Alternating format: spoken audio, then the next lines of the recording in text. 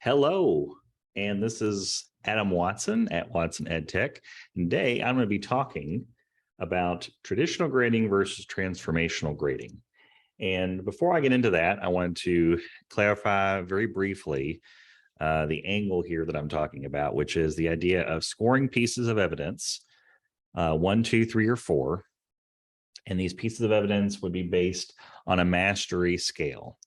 But even if you say those as a default, I do want to make sure and articulate the difference between points, which is what we're not going to be talking about today, which is more of a traditional system of grading, versus truly grading on a mastery scale with a rubric and what that means. So to talk about that briefly, let's just talk about what it is not, which is the idea of points.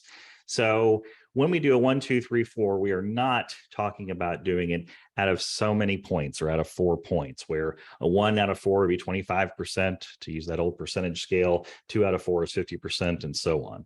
Instead, what we're talking about is the idea here of a scale, okay? And the idea of it is that the scale of 1 to 4 on a mastery scale is has rubrics indicators of 1, 2, and 3. And if we get to 4 in this particular scale, we'll assume that 4 is mastery of a particular standard, which is the last thing to make sure to articulate, which is that we are assuming that when we're scoring this and all the pieces of evidence and examples are going to see to come, to keep it simple, let's just assume that all of these scores are pieces of evidence within the same standard. Okay, so all of this scored body of evidence is leading us to some information to determine how a student might be doing in one particular standard. So again, okay, we're looking at not looking at out of so many points. We're looking instead on a rubric scale, 1, 2, 3, and 4, and what that might mean. Okay, so with that said, let's talk about typical, and I put that in quote marks because, the idea of an average student, who's average after all. But for the sake of argument and to get some clarity here, let's talk about typical learning experience. And in typical learning experience, what you're probably going to see is the idea of a student when he starts off on a standard or just any new piece of learning, right? The first time he ever encounters something, he or she would start off and probably do not terribly great. They would start off, and if you're putting on that 1, 2, 3, 4 scale, likely they'd start off with the 1. And then with some practice and some teacher instruction and some more experience over time, they might start doing a little better in terms of that mastery scale. And then time goes on, they're getting even better. And then eventually, the hope and expectation would be that they'd be able to demonstrate true mastery in that standard. And again, this is that quote unquote typical learning experience, where just with more experience, you get to the point of going to mastery. So notice that the arrow here, the idea of it is that that's the sequence of time, with this being the very last and latest piece of evidence to say, how is that student doing? How is that student scoring? So if we give that as a given, that for most students, as they typically approach learning, that is what's going to happen as we assess them. Okay, let's use that same idea as far as with a traditional grading system. So in a traditional grading system, I get a score of 1, then I maybe get scored a 2, then get scored a 3. And then as the latest and last piece that's really showing how I'm going along and demonstrating my experience, I'm able to say, hey, I'm a master of this, again, in one particular standard. So for the sake of argument and simplicity, let's just say 4 pieces of evidence, 1, then 2, then 3, then 4. Well, in such a traditional grading system, the game usually is that we use average as a way of saying something about the score. And simple math here, friends, 1 plus 2 plus 3 plus 4 divided by 4 is going to get us 2.5. The problem, as we can already start seeing maybe, and the thing is, of course, traditional grading has gone on for decades, but the issue here is that despite the fact that we finally got to mastery, the average says that we're somewhere right around here, right? It's just averaging the score. And that seems to be an incomplete or perhaps even an unfair picture of what you could really say about the student. And in this case, again, categorically, we're talking about perhaps the performance in one particular standard in the sequence over time. So there feels limitations to that. It feels a little unfair. And in fact, just to argue that for a second, imagine if the sequence was flipped. If, for the sake of argument, the very first piece of evidence on this particular standard they did was scored a 4, then it was scored a 3, and then it was scored a 2, and you got all the way to 1. So they actually seem to be understanding less and less. But if you just use the math and use a system of traditional grading where everything's just averaged, well, you're still right here, right? It's still the exact same score of 2.5. Now we're seeing really some flaws. How can that story, that academic narrative, if you will, come up with the exact same grade despite clearly the sequence of time showing two different stories? And then we start seeing and delving further by realizing, hey, in this situation, the only way a student is going to ever score better or score well is to basically score perfectly almost all the time and from the very start. Anything less than that, they're going to get pulled down on their grade. And don't even get me started on the idea of zeros, how zeros would plunge this score. And no matter how much they did, or even if they got these magical 4s at some point, the zeros would pull them down to the 50% category. And so again, lots of reasons why I'm hoping to show and demonstrate here that traditional grading has some issues. So let's think of it from another angle. What if we start thinking about grading as transformative grading? So let's look at the same sequence of numbers, 4 pieces of evidence, 1 followed by 2, followed by 3, followed by 4, with 4 being the most recent example. And let's look at a different calculation. Instead of average, let's look at something called power law. Now, before I go any further, I should say that there are different proponents and different theories and different formulas that people might use in a transformative grading experience. Just to name a couple, you might hear something like decaying average. You might hear something like a linear progression of scores. And for all of the reasons you might want to explore, the pluses and minuses of that, I'm going to stick for the sake of this video to the idea of power law. Now, power law, and again, I'm simplifying, power law comes to really a pretty simple, straightforward situation of this.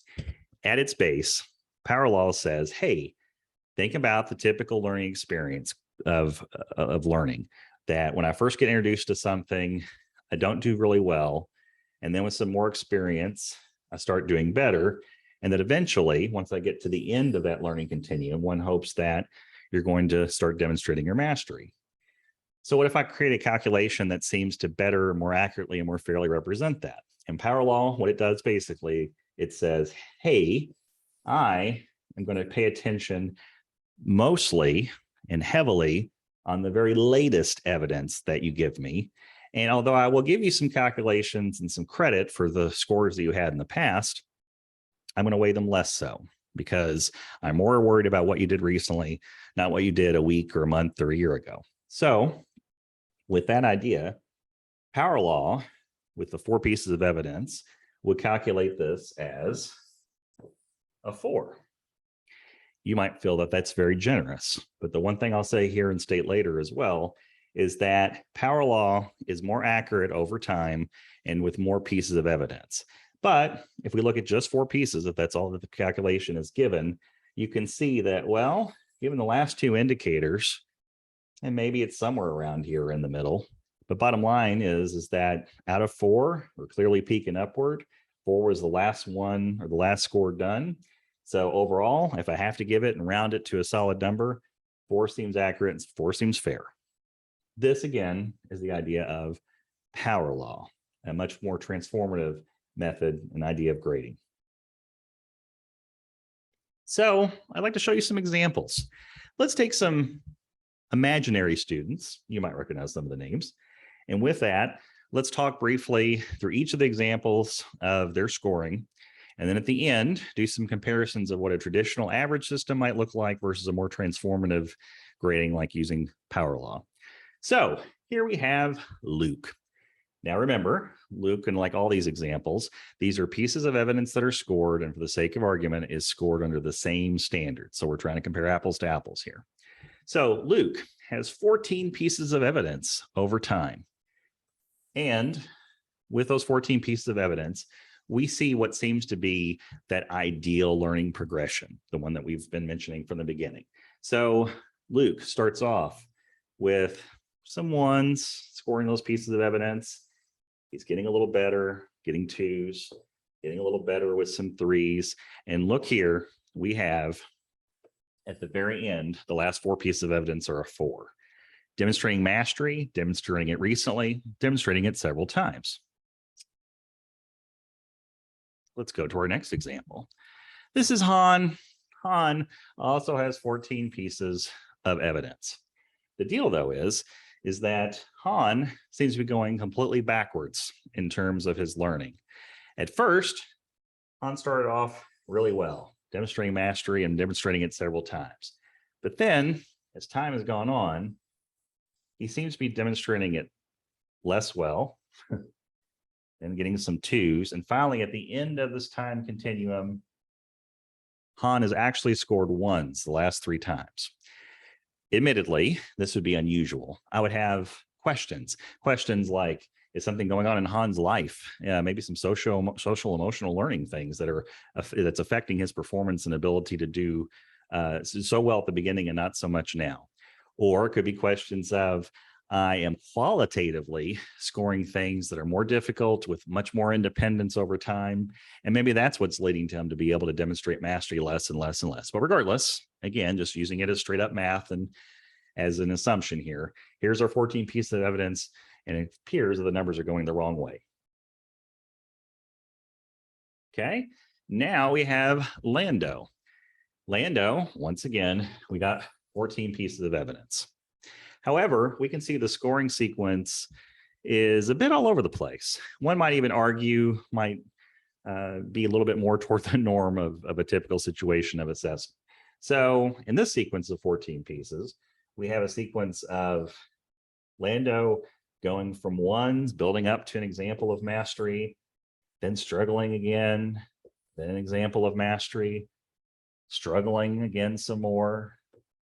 And then finally, and recently, he seems to be evening out and scoring 4s on these pieces of evidence and hitting mastery recently and hitting mastery more consistently. Finally, we have one more example.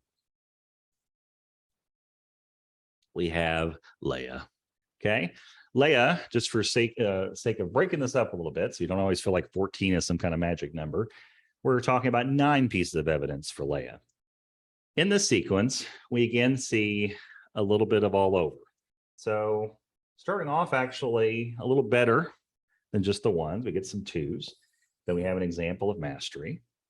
Then we have a little up and down here, a 3, a 2, and a 3. And then we see a sequence of a 2, followed by the last couple examples, a 3. And in the mastery scale, where 4 is considered mastery, that might be proficiency, but perhaps with a little bit of support, where mastery is an example of, I'm able to demonstrate the standard completely independently in new circumstances with little or no help, right? So 9 pieces of evidence, and we have that sequence.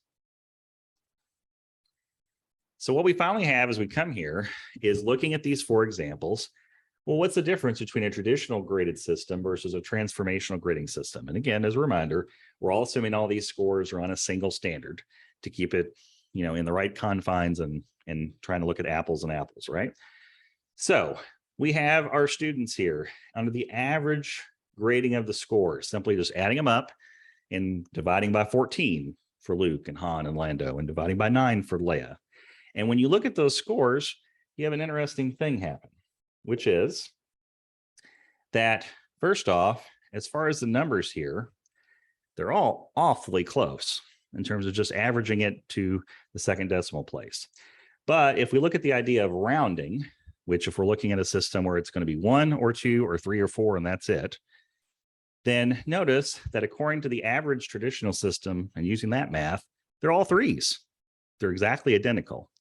And already some bells should be going off in our head, because we're thinking to ourselves, that story of Luke and Han and Lando and Leia and the scores they gave and the sequence they gave and what were they demonstrating recently seems to nowhere fit the idea that they're all exactly equal in grade, right?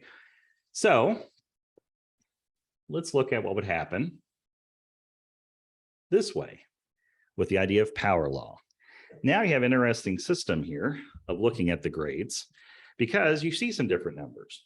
We see the idea of Luke coming out to a 4, much when we did that 1, 2, 3, 4, and with just 4 pieces of evidence, it came to a 4 overall.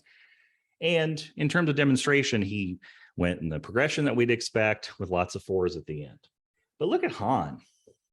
What an interesting flip that is, because in a law of averages, whether you start off all 4s and 3s and 2s and 1s or go 1s and 2s and 3s and 4, in the end, if the numbers were exactly the same, add them up, divide by 14, these grades would be exactly equivalent or very close. So the idea of it is that here we have a different calculation because of all of those 1s, and actually the law of diminishing, getting lower and lower over time, has led us to a completely different calculation with power law.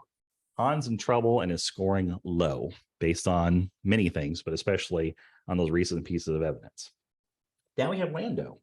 And the idea of Lando is that he's been all over the place. He has demonstrated some 4s recently, but power law, using all the scores as a calculation, more heavy on the most recent stuff, less so on the less recent stuff, is coming up with a 3.19 going to the second decimal place. And if you rounded that, then that would be a 3. Overall, based on the fact of what's going on, the ups and downs in Lando, that might seem fair. Close to mastery to a 4, but not quite there. But here is a perfect example, and this is something that's true of all of these different scores, of course, but all the more so when you're thinking of transformational grading. It's the idea of the importance of professional judgment. Because after all, what is the pieces, or we're only looking at them quantitatively, there's a moment where you might have to think of them qualitatively. Perhaps the 4s, where Lando got the 4s, were long-term projects, deeper kind of learning opportunities. And for all those different things, you know what? The 4s, when he got the 4s, to me matter a little bit better than the times he got the 2s and the 3s. So when it comes to override the standard score, or maybe a progress report, or the final end of the year, or whatever the case may be, you might qualify and justify that as saying, I'm going to change this to a 4 overall. And again, as long as you have an argument based on the academic data, then there you go. You have your proof, you have your reason for determining that. And last but not least, we have Leia. And in this particular example, Leia, with all the scores going up and down, but with some 3s at the very end, you could probably see mathematically why calculating that gets us close to that 3 overall. So when we're taking this and looking at the comparison, it hopefully will seem pretty evident pretty quickly what's going on here, because we have averages next to this power law, and we recognize several things going on to highlight here in the end. So we have the fact that we need to point out that a larger body of evidence and more scores equals more accuracy. So 14 pieces of evidence is going to make us feel a lot better about a final outcome than just say 3 or 4. But really, it's just a question of 8's better than 6, 6 is better than 4. The more pieces of evidence that you can, the more you can accurately grade. And of course, you'd say that's true of any grading system. Next, the idea here is you see these comparisons side by side, is that you can see that the power law scores and numbers are higher than the average. And when you round them, they're the same or higher. And I mention that because from a secondary perspective, if you're looking at numbers and you're worried about things like a GPA, well, the idea of that as far as a GPA is those digits, right? That is a huge difference and seems more fair, especially if you're that person that's really been in string mastery and mastery several times, right? When you're looking at numbers like this, again, you can see how power law is higher, but fine, you round your numbers to just a 1, 2, 3, or 4. You can still see the fact that they're meeting or beating the average. That is something that's really important to point out, because some people just naturally might fear or be concerned that if I don't stick to average, that the kids will quote unquote suffer. Well, as you can see, mathematically, it's just the opposite. I do want to point out Han is the only person that when you compare these numbers, you see something very interesting going on. In other words, Han, despite the fact that he just seems to be scoring and doing worse and worse in school, in the traditional system is coasting and he's getting by with that. Those fours a little bit at the beginning, he's riding off the coattails of that for maybe weeks or months. Whereas this right here is a more accurate representation, a more fair representation of what's going on with Han as of today. His scores are going down. And if you're using the system of power law, it does seem to reflect that. And that brings us to that last and most important point, which is asking yourself, which academic narrative seems more accurate and fair? Han is a great example of how power law, well, in this case, is going to be lower than what he would if he was under a system of just adding up all the points and all the numbers and just averaging them. Still, it is more accurate and fair, even for him, for demonstrating a truth and a more complex truth about how the student is academically doing with this body of evidence, and in this case, one particular group under one standard. Okay, that sums up and finalizes and finishes what I want to say about traditional versus transformative grading. I do hope that you have some food for thought and you consider these as you consider your own options and systems for grading. Thank you very much.